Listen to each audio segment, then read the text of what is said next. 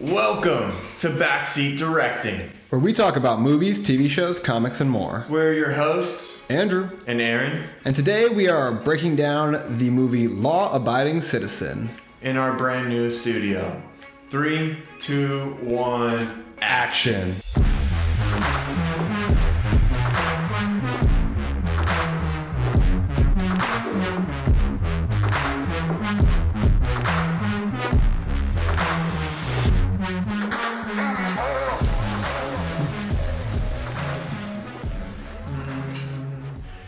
Andrew, like 2 to 3 weeks ago, you were like, hey, Aaron, have you seen Law Abiding Citizen?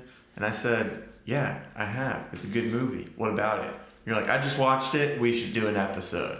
So I went on the internet, watched Law Abiding Citizen, and now here we are breaking down the movie.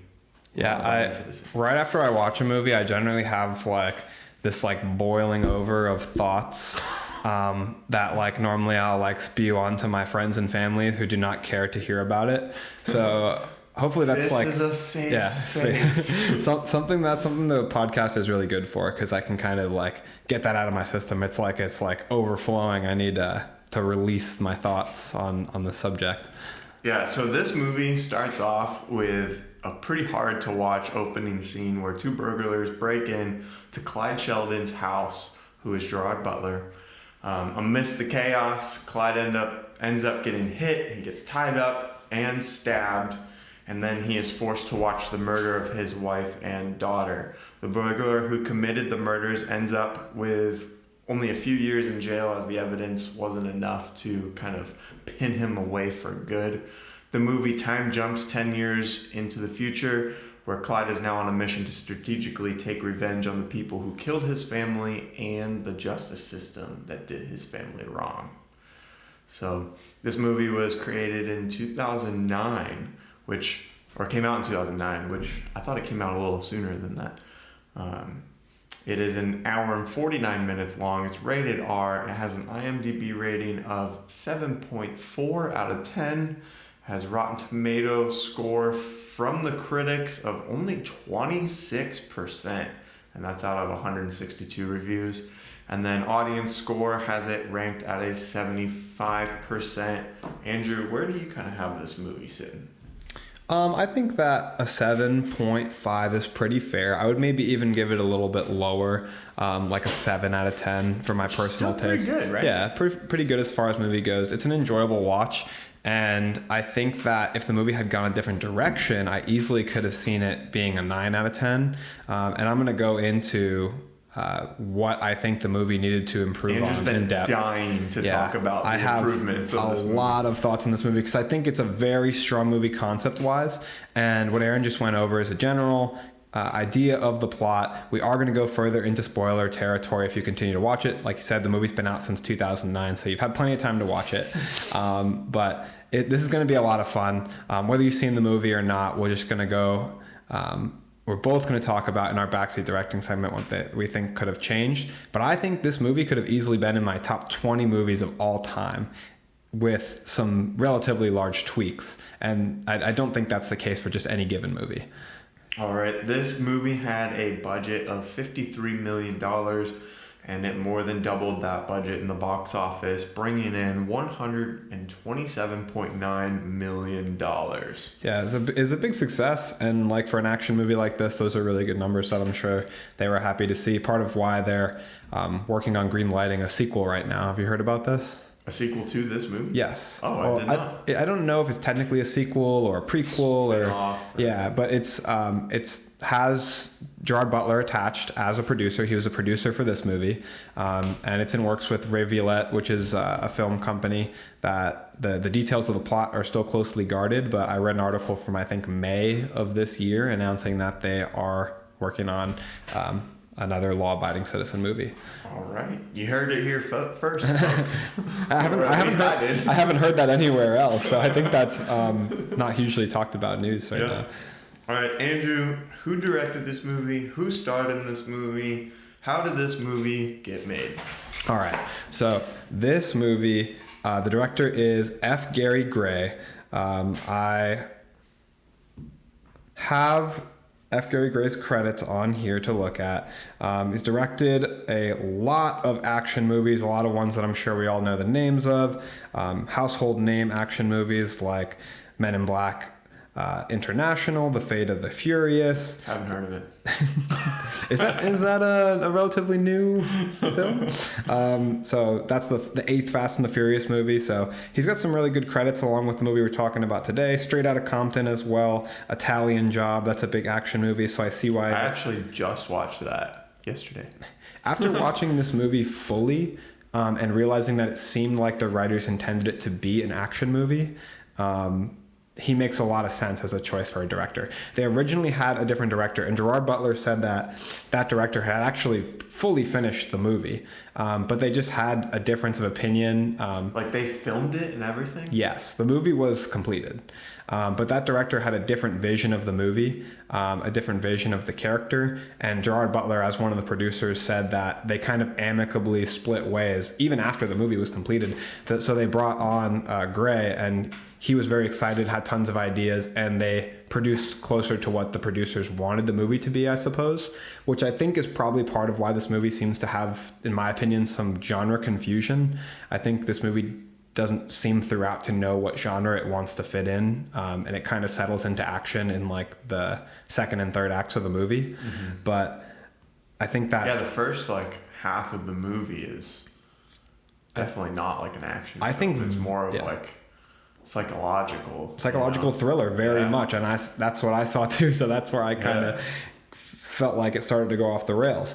But yeah, I think that they probably used footage from both directors. So interesting how that can happen, like that they can get that far, and finish the production of a movie, which is not an easy task, and then for someone to be like, nah, let's start over. Yeah, because that's crazy. How is their budget not higher than what it was? And like you would think that they must have had a really low budget for this in the beginning, right? Because I mean that has to be calculated into this price of how much this movie took to make. Yeah, I think that's a multi-million-dollar mistake. Well, they probably got Gerard Butler for really cheap because he's a producer on the film, so he's taking percentage credits. So in terms of paying the actors, they probably got him really cheap, which I'm sure helped. But I believe the interview that I watched with him, he specifically said that they had a finished cut of the film that they went over and watched, and it was not what they exactly wanted to see. So then they moved on. And he said like... See, I thought that was like with the script or something. I didn't realize that they fully finished the movie. Yeah, and it's strange. Wild. It's strange too because they seem to disagree throughout, but they also maintain like a professional and friendly relationship. Because Gerard Butler said like it was very amicable. He said he specifically said, when I hear creative differences in this industry, I think, oh, they must have had a huge falling out. But in this case, it was just truly artistic difference that they amicably split ways. Man, wouldn't you be a little like butthurt? I'd be upset to see someone else's name on a movie that I had like a different vision for and a different movie to come out. And you got to finish. I want to see that cut. Release it. Who was it? I don't have that director's name, but we're gonna find that out. But so you talk and I'll look for it. So that's a really good list of credits for F. Gary Gray. But let's move on to the stars of our movie. So Jamie Foxx stars as Nick Rice. He is a well-to-do lawyer, a hotshot, up-and-coming, kind of a cocky attitude, very intelligent and very talented at what he does. Gerard Butler plays Clyde Shelton. Clyde Shelton, at the beginning of this film, seems to be some kind of inventor, family man. He is, as Aaron described, loses his family and becomes bent and obsessed on revenge throughout the plot of this movie. We have an appearance that I was not expecting from Viola Davis as the mayor. Yeah. Very excited to see Viola Davis show up in this movie, as always. She's an incredible, talented actress. We have Michael Kelly, who plays Bray. He has a short scene where he is the kind of informant for Nick in that tunnel. He is a lesser-known actor who you will have seen in many different movies. He's one of those people. So Michael Kelly is in Man of Steel, Now You See Me, Chronicle, Criminal Minds, Mr. and Mrs. Smith, and the movie Unbreakable, just to name a few of his roles. But you surely would recognize him if you saw him if you don't know his name. Then our villains, Jon Stewart plays Rupert Ames, and Kristen Stolt plays Clarence Darby, who is incredibly hateable in this film, like I was telling you Very earlier. much so. Yeah, you hate him so much, so he must be doing something right as an actor. And then finally, Leslie Bibb plays Sarah Lowell, who is the other lawyer who works with Nick. Frank Darabont is the writer-director who was originally supposed to be working on Law Abiding Citizen. He was the writer of The Shawshank Redemption, writer for The Green Mile, The Mist, Walking Dead writer from 2010 to 2022. He wrote for Green Mile? Yeah. Wow. Yeah. That's a huge credit. So he's worked on some things, and those movies kind of fit the tone of the beginning of the movie. Yeah, Like, very serious, dramatic, elements. Yeah, not relying on like heavy car chases and fist fights and guns and stuff, So release the Frank cut. Release it. I want to see it. I would love to see that movie. I think that could, like I said, that could be the one that crosses my top 20. Yeah. But then for cinematographer, behind the camera, we have Jonathan Sella. Hope I'm pronouncing your name right, sir. But he has a lot of credits that I really love. This is another thing where you see the effect of this clearly wanting to be an action movie. So you've got like an action cinematographer with originally a more dramatic person behind in the director's chair. So, which makes sense, right? Gerard Butler's in action over the top action movies. He's usually in action or like a romantic comedy. I feel like he hasn't been in rom-coms in a long time. For sure. Yeah. But that's the genres I associate him with. But I loved him as a dramatic role in the first half of this movie. Yeah. So Jonathan Sella is a cinematographer for Bullet Train, Lost City, Hobbs and Shaw, Deadpool 2, Transformers: The Last Night, Atomic Blonde, and John Wick, amongst others. Those were the most notable credits, in my opinion. That's funny because that's how the end of this film feels. Yeah, and one of those movies. But it doesn't really feel like that for the whole first part of the movie. No, it doesn't. There's definitely a shift, and now that like you said something targeting it directly, like I felt it when I was watching it, but like now that you pointed out, it's like really obvious. Let's go into the plot so that we can pinpoint along where this starts to change. Yeah. So the movie starts out. We've got Clyde Shelton. It starts off, like you said, very dramatically. He's just at home with his wife and daughter, and they're attacked. And Clarence Darby, really taking the lead on these evil actions, but along with help from Rupert Ames, breaks into their house in this home invasion. He kills his wife and child and almost kills Clyde Shelton. And then after this, we cut to the future where we get our new important character, 10 years. Yeah. Nick Rice. Or so before we cut forward 10 years. Yeah. I understand. Nick Rice is now trying the case. Yeah. Mm-hmm. And he explains, this heartbreaking scene. He explains to Clyde Shelton that Clarence Darby is testifying against Rupert Ames, and so we're going to cut him a deal, and Rupert Ames is going to get the death penalty. But Clyde knows that Clarence Darby's the real villain, the one who he says he killed my little girl. And like I was like welling up tears the way he says that. Is like he killed his daughter, and he's watching this man get off on a deal in this corrupt system that prioritizes like numbers over justice.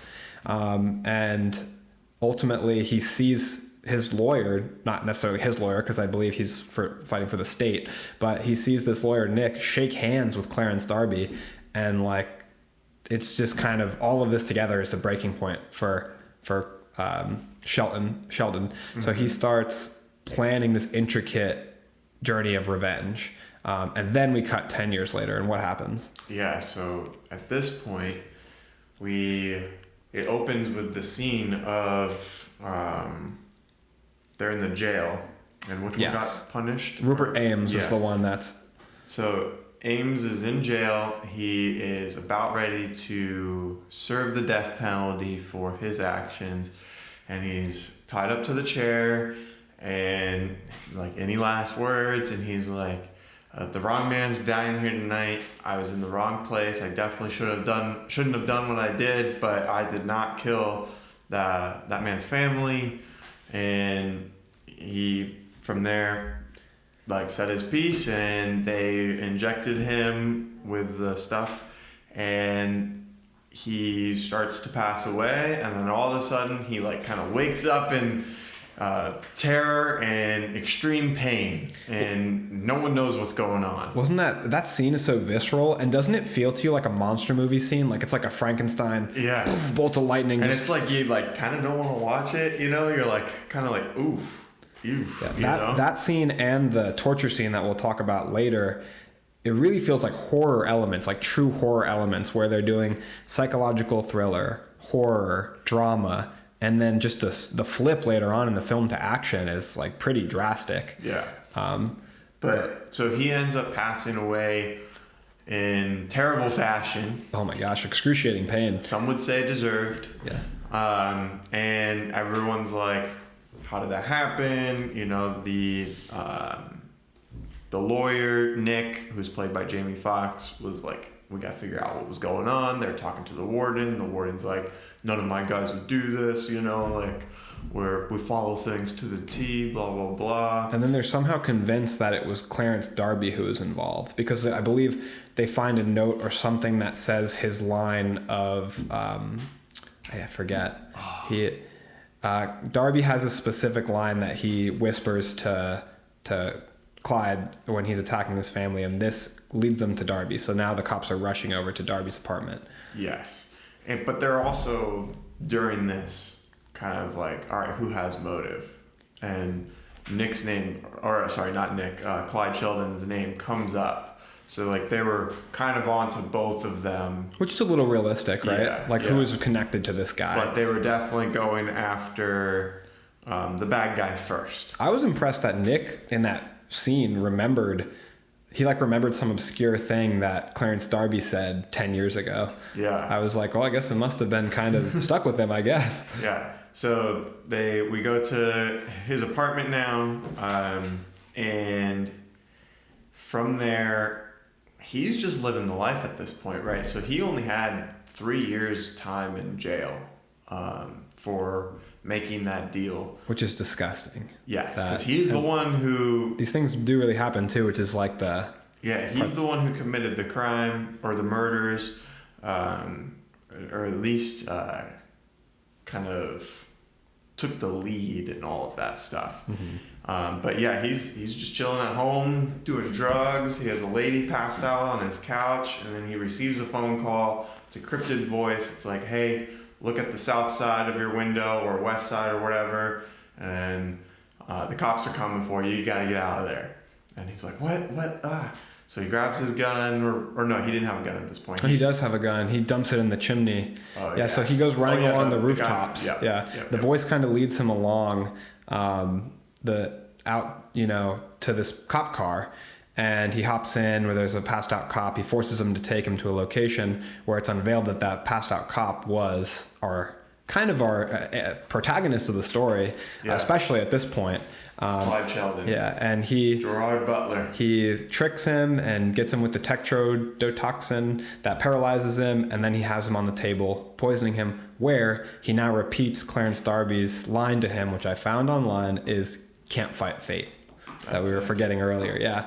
And at this point, Shelton brutally tortures. And tortures is an understatement. Yeah. The worst kind of death you can imagine he gives this guy who killed his family. And I remember... He gave him adrenaline.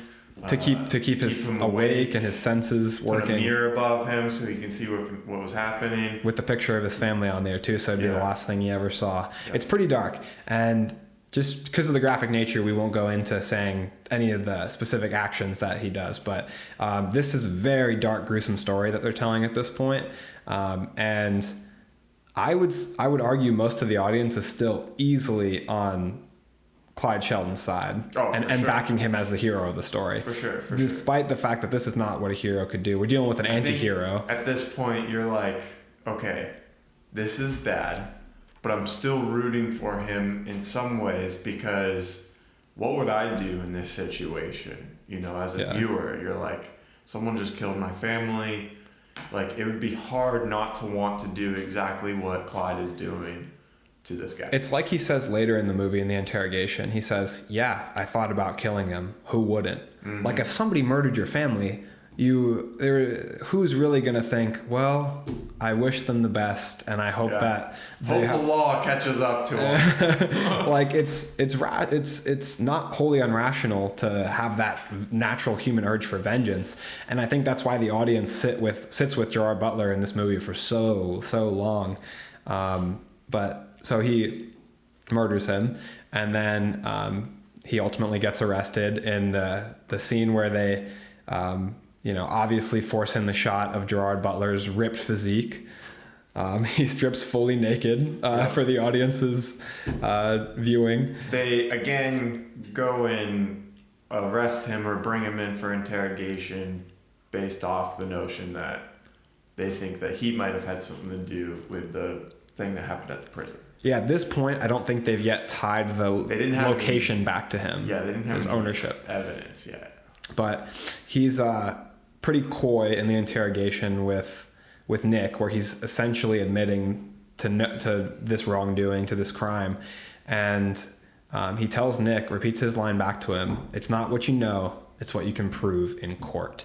Mm-hmm. And this is the first appearance we get of this epic set piece that the movie has, which is the bird cage, essentially the giant cage interrogation room they have in the prison, where Shelton, which we'll pick one or the other. We're going to refer to him as Clyde Shelton and not Gerard Butler for ease of listening. But where Clyde Shelton is interrogated in this giant birdcage, and it looks incredible. It's an incredible set piece.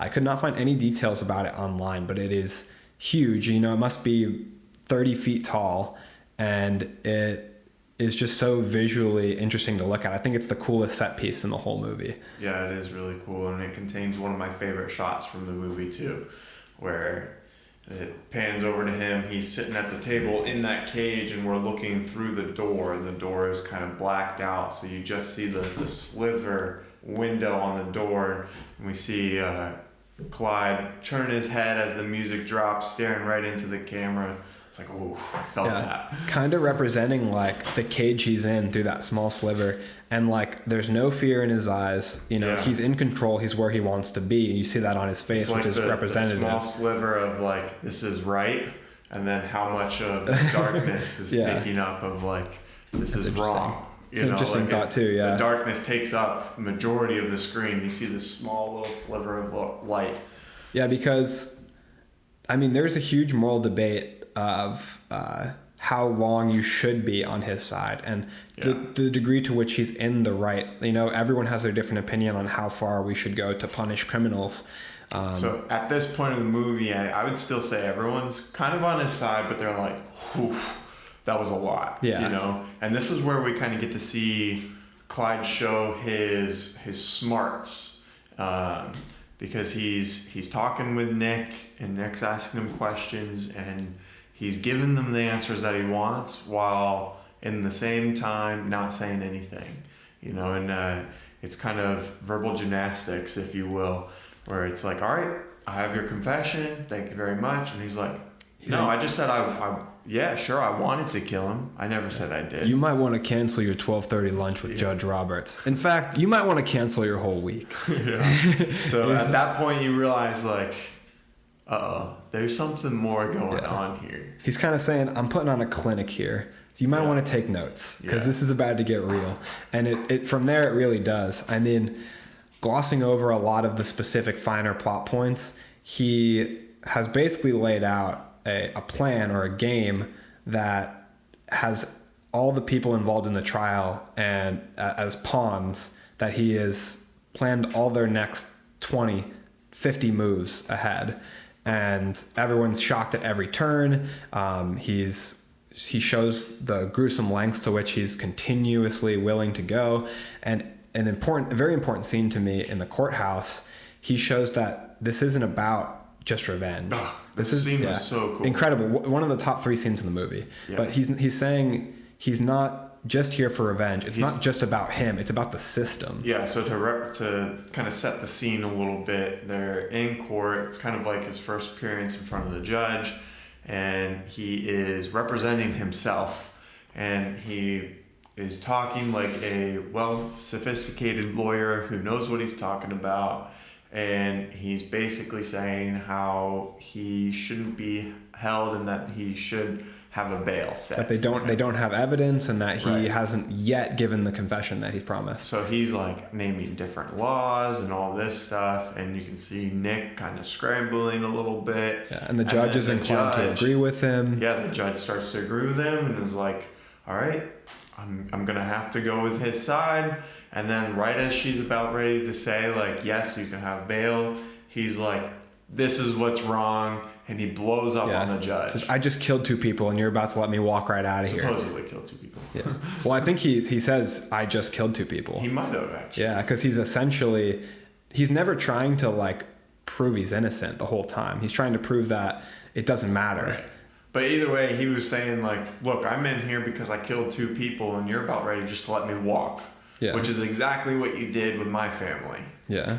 That guy essentially got off, Clarence Darby essentially got off with a slap on the wrist. I know a couple years in prison is more than a slap on the wrist, but in comparison with the horrific acts he was involved in. Yeah, and the lifetime, like 3 years in a lifetime isn't that long, bigger picture, Yeah. It's definitely like, you see the argument for why he would have this bloodlust and rage, because the system did him just as wrong almost as Clarence Darby did by letting Clarence Darby get away, and by prioritizing moving pieces of meat through the machine instead of prioritizing justice and morality. Andrew, I see you have 3 comics in your hand right there. They look really nice, and I bet some of our listeners would like to read those books. So how can our listeners get a hold of these? So we have 3 comic books here for a giveaway. We are very excited to announce we are going to be giving away each of these to a different individual. All you have to do to win one of these comic books is to comment below. Comment anything, comment your favorite action movie, just say hello, and then be subscribed to our page. The 3 ones that you can win here, if you're not on YouTube and you can't see them, we have an A-Force comic book. They're all volumes, so they contain multiple issues. So the A-Force comic book, the first issue of the New 52 for The Flash, Moving Forward, and the first issue of the New 52 for Batman, the Court of Owls Part 1 volume. So again, leave a comment down below on this video and be subscribed to our YouTube page, and you'll be entered to win these 3 comic books. Yeah, we're going to draw a winner, 3 separate winners, so that you have a better chance of winning something. All right, there we go. Andrew, diving back in to Law Abiding Citizen, we're kind of getting towards the part of the movie where the tone kind of shifts.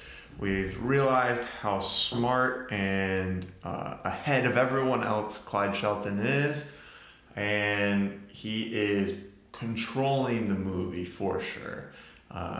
He is in jail, but still is the one making all the moves. What kind of happens from here, and then what don't you like about that? Okay, so there's a lot of things that are going to happen that we're going to kind of brush over. He murders his cellmate, gets moved to solitary, because as we know by the end of the film, that's where he wants to be. But ultimately, the point in the movie where I think everything goes astray, and this leads us into our Backseat directing segment, where we talk about how we might change a movie, what factors of it we'll keep, and what factors we would change if we were in the director's chair. Insert Backseat directing segment theme song. Yeah. Dun, dun, dun, dun, dun, dun. I like it. Dun, dun, dun, dun, dun, dun. So the thing that I would change about the movie, I can pinpoint the exact moment where it occurs. It's when they meet the character Bray. So Bray is the kind of informant for Nick that they meet in the tunnel, and Who meets them? So Nick Rice meets him along with the other lawyer, the older lawyer he's been working with, and they've connected with this guy somehow, and he's going to give them some information about Clyde Shelton. That hopefully they're going to give them the upper hand, because, like you said, Clyde's been controlling the tide of everything. He's had everything planned up until this moment, so they're hoping to get an edge. And when they meet with Bray, they find out he's kind of this ex-CIA or some kind of government individual who has worked with Clyde in the past. And this scene completely turns the movie from what it was into like Taken with Liam Neeson, which wouldn't be a bad thing particularly if it wasn't in the middle of the movie. I love Taken with Liam Neeson. It's one of my favorite action movies, but the tone completely shifts, and it's now an action movie about an ex-CIA agent who has all the knowledge and skills and nothing you can do to stop him. I actually took a quote from this scene that I thought was incredibly cheesy. Bray says, "He's in jail, it's because he wants to be in jail. He's a born tactician. Every move that he makes, it means something. That cellmate that he killed, well, you think that was random? No, that's a pawn being moved off the board. If I were you, I'd be looking for the next piece. Anybody who had anything to do with that case, he's going to be coming after you." Which that feels like a line that was written for a trailer. Like that feels like a 90s movie trailer line, like, "He's taking pieces off the board. He can't be stopped." Like it feels very cheesy to me, and cheesy action movies are great, but I don't want them to appear halfway through every other movie I'm watching. Yeah. Like the movie, I love dramas, and I loved the tone of the movie beforehand with the thriller. Everything from here on out, I mean, we've got him with the automated turret firing up on the car, on the vans, like giant big guns. We've got explosions. We've got him running away from explosions. Like it's just a Michael Bay movie from there on out. And I feel like it really lost its flavor from that movie, from section of the movie moving forward for me. I agree. The kind of robot gun there in the cemetery kind of took me out of it a bit. It's like, where'd he get this? And also, how do they not see it? It's not that far away from them. You know, Yeah. It's like not that small either. It had a bazooka on it. Just look to the left. Also, from the point he's in solitary onward, he's just leaving prison and coming back in. And it's, how is nobody noticing this? How, like, I liked it better when he was in control. I think if I were to change the movie, I would change it so that he was just a very intelligent man, maybe just an inventor like we saw in the beginning, but he's a very intelligent man with an obsession, with dedication, with a lot of time and a lot of hate. And all of that combined just makes him a lethal threat, and he's planned out. Maybe he is a brilliant tactician, but he doesn't have to have the military experience. Not everybody has to be Liam Neeson in Taken. Yeah, or Jason Bourne. He doesn't have to be Jason Bourne, Yeah, exactly. It would be more compelling to be like, wow, he took 10 years to devise this plan to take revenge on the people who killed his family, and then also highlight the wrong within the justice system. Yeah. They also start in the action element start to lean away from that kind of approach of pointing out the flaws in the justice system, whether fictional or real world parallels. They kind of go away from that, and it's just a revenge story later in the movie. Whereas that courthouse scene, he made a very big point that it was a principled stand and it was more than a revenge story. I feel like they laid off of that the second half of the film. So those elements I really didn't like. What I would change is I would eliminate the scene with Bray and literally everything after it. I would cut that out of the movie. So everything that they changed from the original script. Yeah. I was literally like 8 out of 10, 9 out of 10 movie all the way through until that moment. Was this like 3 weeks ago? Was this your first time watching this movie? Yes. I love a first time watch. It's such a special feeling. Yeah. So I before we continue on what you would change, I was watching this for the second time, but it's been a long time. I probably watched it in 2010 or something, you know. So it's been a long time. It's a dark movie you watched when you were a kid. Yeah, I know. Maybe I saw it like 13 or 14. But either way, when that part happened where he was talking to this special ops guy, Bray, I was like, man, I don't remember him being like in the military at all. Is this part of his plan? Yeah, you know, it's a trick. Exactly, to try to like plant seeds in the minds of the lawyers and the investigative team, you know, that he's someone who he's not. And then as it kind of kept going, and you see like the different machinery and all this stuff, and you're like, son of a gun.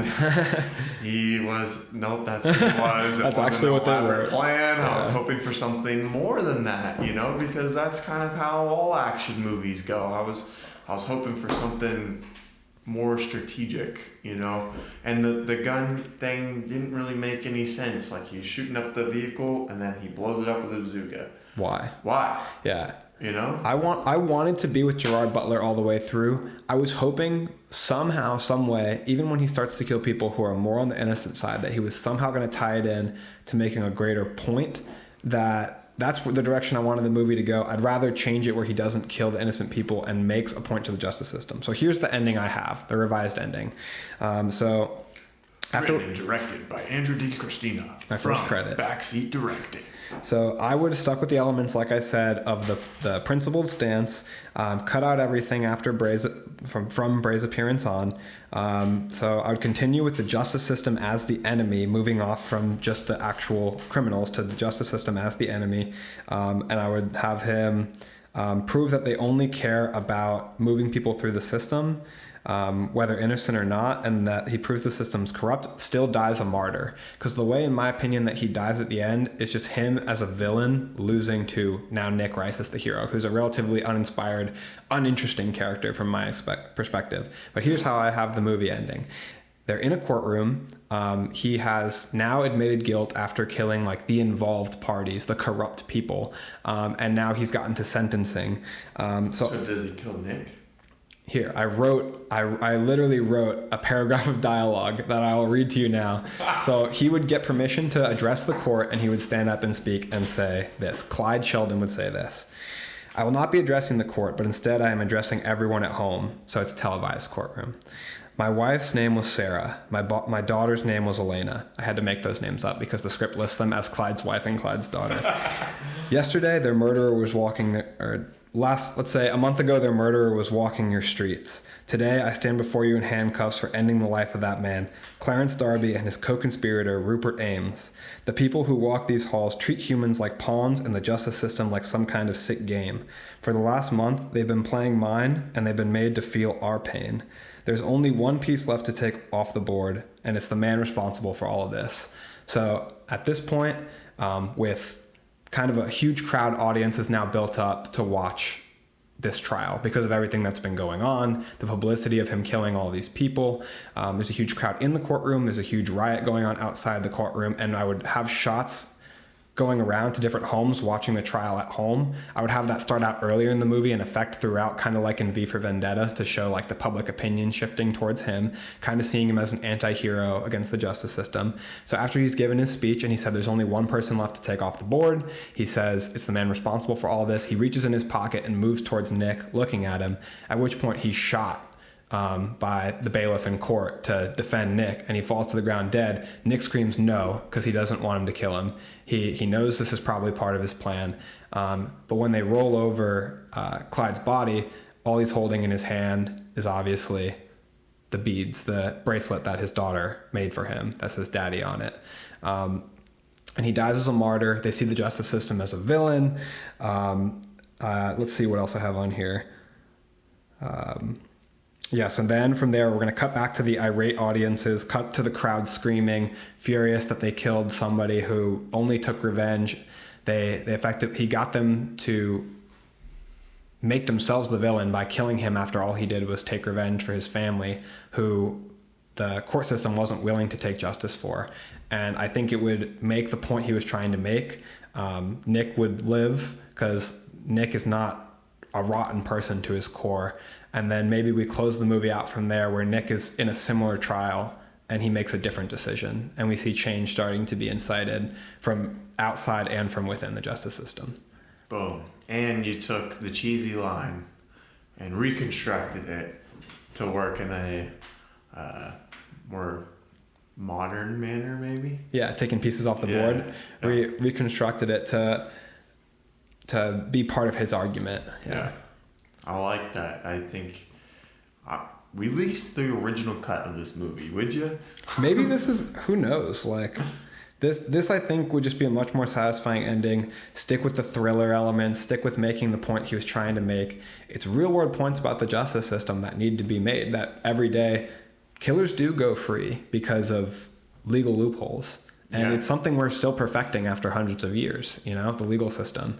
So I think that would be a much more appropriate ending. I wanted I wanted to stay with Gerard Butler's character, Clyde. I wanted him to stay as the protagonist throughout, even if he was a corrupt, dark hero. I wanted the movie to stick with him and audiences to stick with him, but ultimately they went a different route. Yeah, I think even if they kept it the turn that they had, just don't make him a an advanced spy. Yeah. You know, just have him be someone who's filled with revenge and rage. I just don't understand what point. So in the movie, at the end, he's going to blow up this meeting of the mayor and all the officials, and I don't understand what point he's going to make by literally just killing everyone. It starts to see, like, how smart is this guy? Is he smart or just deranged? Because he's killing the innocent lawyers on Nick's team, blowing up their cars. Yeah, that's where, like, I think you kind of start to lose. Yeah. Right? Like, where you start to stop feeling for him. You're like, where's he going with this? Now he's just killing people who weren't even involved in the case. Right. Like, Nick's team now isn't the same team as 10 years ago. Right. And he was making all these as points to Nick. Like, I just started to lose the link to him. And so at the beginning of the movie, this is something I want to talk about. Where in the movie do we lose the connection to Clyde Sheldon? Because we do, as an audience, at some point, most of us. And I feel like it's right there when he blows up the cars in the parking lot, because I thought he was going to make a greater point there. He said, or I kill everyone. I mean, all the innocent people, Clyde? Like, what? Yeah, now he's no better than the people who killed his family. Yeah, because those people had families. Right. And loved ones. They're innocent people. Yeah. So then it's like, I don't know, it's no longer a blurred line. Then it's just... Wrong. Okay. Yeah, they're like trying to turn him into the bad guy. And which they still could have done by having it be justified, but it's just where it's like, hey, you went too far. Yeah. You know, like, I see your point and you're kind of right, but the way you went about it is wrong. Like, you can still make someone be a bad guy while still, like, kind of being in the right. Yeah. You know, like, you don't have to have a hard cross of the line. You know, to where, like, okay, now he's 100% a bad guy. Yeah. I mean, so that brings me to my next point. Gerard Butler said that he always felt when they were writing the movie, and I think he was involved in the script process, that at some point the audience was going to turn against Clyde, that they would be with him in the beginning. And he said he was shocked by how strongly audiences were with him throughout. Like, he would go in theaters and see people cheering to him killing innocent people. And he was like, wow, this is really dark. I'm surprised people haven't turned against me. But when you have an opening, like the opening they had, so I was watching it on the recommendation of my friend Keegan, our friend Keegan. And when are you coming on the podcast, Keegan? Yeah, we're going to hit him with that every time until he finally comes on. So I texted him right away. When Clarence Darby, like, pinned his wife to the ground and then goes and picks up his kid, I texted Keegan and I said, I have already forgiven Gerard Butler's character for whatever he does for the rest of this movie. Like, I was like, he has... Do you take that back now? I guess I would say I take it back because it starts to not make sense anymore. I knew he was going to go to great lengths for revenge, but I never would have thought that he was going to start killing innocent people. But, like, that's the level that, as an audience, we're with him. Because not only do we love Clyde Shelton because he's so smart and because he's intelligent and he's Gerard Butler, but, like, we feel like in ourselves that need for vengeance. So, like, we are riding with him very, very strongly. And some people ride with him all the way to the end, to the last moment. So I think that it just would have been better if they wrote it along those lines more, instead of with the idea of turning Nick into the hero. Yeah. And where do you feel like you turned to him at the same moment? Oh, yeah, for sure. Absolutely.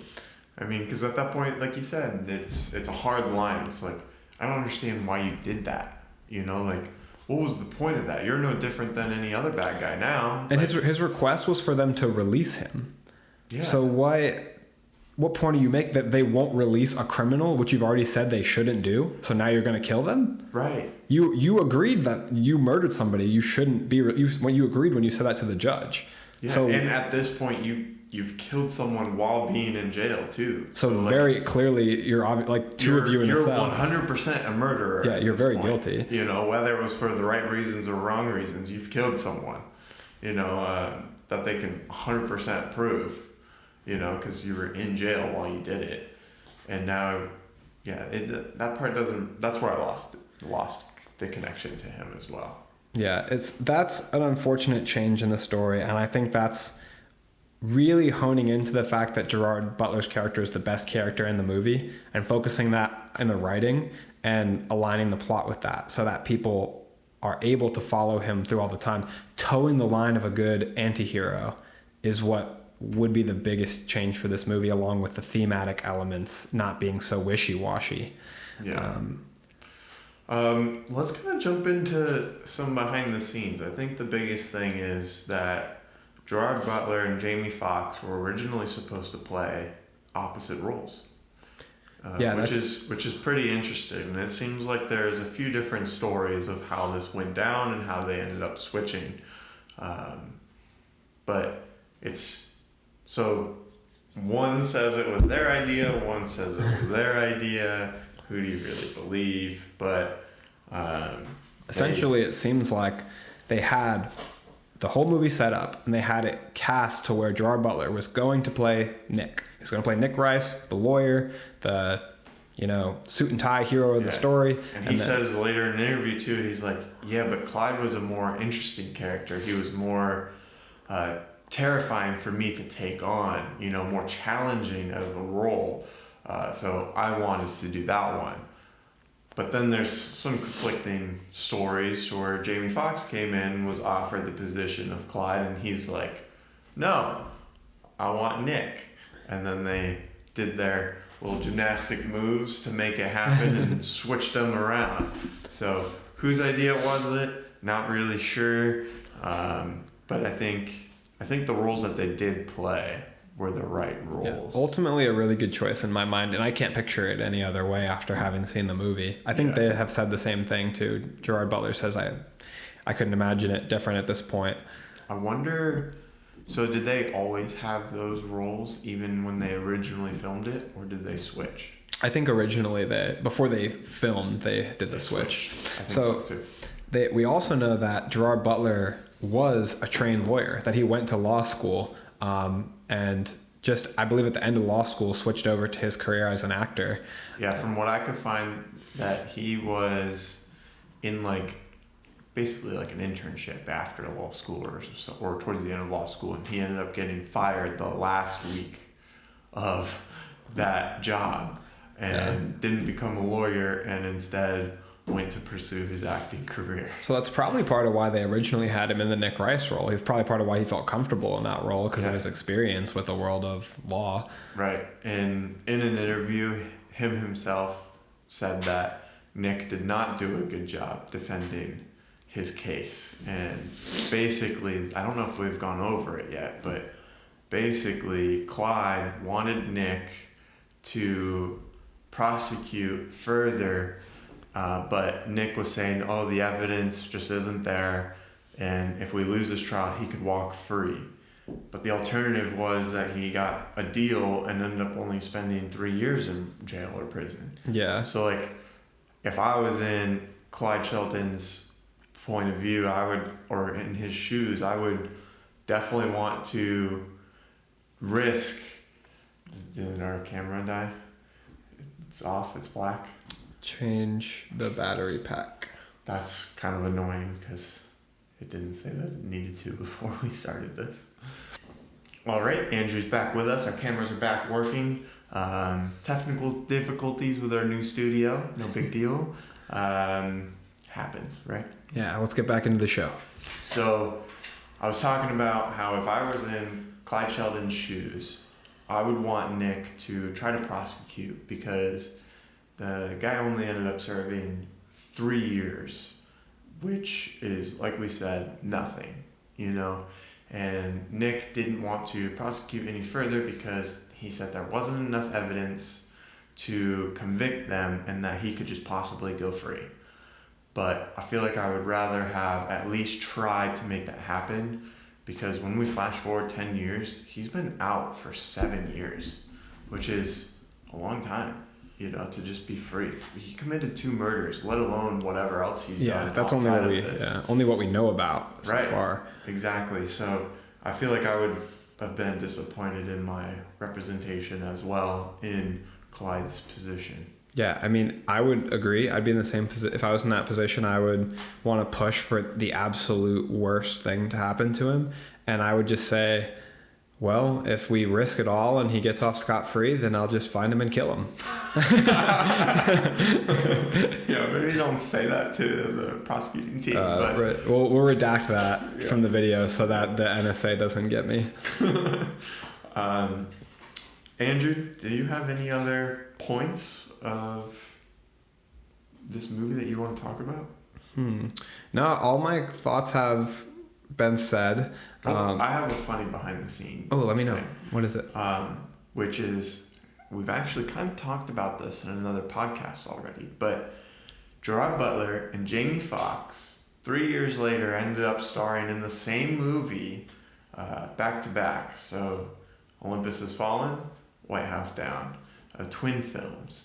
So that's kind of funny that the two stars of this movie basically went and made the same movie after. Yeah, go back and check out our Twin Films episode if you haven't seen that one. It's a really interesting phenomenon where two movies are basically made in the same year with very similar, if not exactly the same plot structures. That is episode 17. But I think that if we were going to choose the person who kind of steals the show in this movie, I would like to hear your answer, but I think it's absolutely Gerard Butler. I think we're locked in with him every second of every scene he's in. His eyes are very intense and filled with that focus and that rage, and I think that we are very locked in with his character. Yeah, Nick is always behind. He also, in the beginning, like you were kind of rooting against him because, again, you wanted him to pursue it further. I hated when Nick won at the end. I was like, there's no way you out-strategized him. Even with him as the villain, I still just didn't want Nick to win because I didn't care about Nick's character. But it's still a very good shot at the end. There are some decent components to the ending where he's looking at that bracelet emotionally and the fire building around him. It does look great visually. Yeah. Andrew, let's go into a recommendation for our listeners. If they're at home and they got some free time, what's a show or movie, or even both, that you would recommend them to watch? So I would recommend, for a TV show, I'd recommend Blue Lock. It's this anime that I've been watching that is about playing soccer. I've talked about it before on the show, but now that we're 5 episodes into the show, I've loved it more with every episode. I get so incredibly hyped for this show. It's very exciting. The animation's great. It's my top most look forward to thing in terms of content every week now. I look forward to watching the new episode of Blue Lock the most. So that has my strongest recommendations. And then for a movie, I was just up till about 1:30 a.m. last night watching Moneyball for the first time. I had never seen Moneyball. It is on Netflix if you want to watch it, so easy access for most of us. It's a great, very well filmed movie. I think incredibly well acted by Brad Pitt. It's a good watch. Aaron, what are you recommending the folks at home watch? Yeah, so starting off with a TV show like you did, I just watched The Watcher on Netflix. The show came out not too long ago. It's a kind of a short series. It's got 10 episodes, I believe, but it's about this family that ends up moving into this house. They get a mysterious letter saying that this guy is the watcher of the house and is welcoming them to the neighborhood, but does so in a very creepy way, asking about the family members, asking about who's staying in which room because they love this room and all that stuff. And they end up finding different people in their house, and a lot of weird things start happening, and it's, I believe, based off of a true story, so it's very interesting. I watched it all 10 episodes in a row, so it had my full attention on it. I would definitely recommend going and check that out. And for a movie, I watched this movie back when it originally came out, but I just rewatched it a day or two ago, and that is Man on a Ledge. The actor that stars in Avatar, who should be an A-list actor, who just isn't in that many of movies, is in this movie. And it's about a guy who used to be a cop. He was an ex-cop. He ends up going to jail for a crime. He ends up escaping and goes onto a ledge to commit suicide. And then from there, this whole plan unveils, and it's a really cool, interesting story that I would recommend checking out. I think I've seen that movie. Have you? Yeah. Yeah, it's good. It's good. Good twists and turns in there. Yeah, Interesting plot for sure. But we appreciate everyone who listened this far. Do remember that you can be entered in this giveaway to win one of the 3 comics that I'm holding right here. They're 3 separate volumes. We're going to pick 3 winners. All you have to do is comment on the video, comment anything you like, let us know how your day is going, and be subscribed to our YouTube channel. So we will pick our winners in the next week or 2, and we'll reach out to whoever we pick. We might do a quick video where we just put you guys in randomizer and pick somebody so it's fair. Yep, so remember, comment, subscribe on our YouTube channel. That's it. So comment on this video, subscribe on the YouTube channel, and That's a wrap.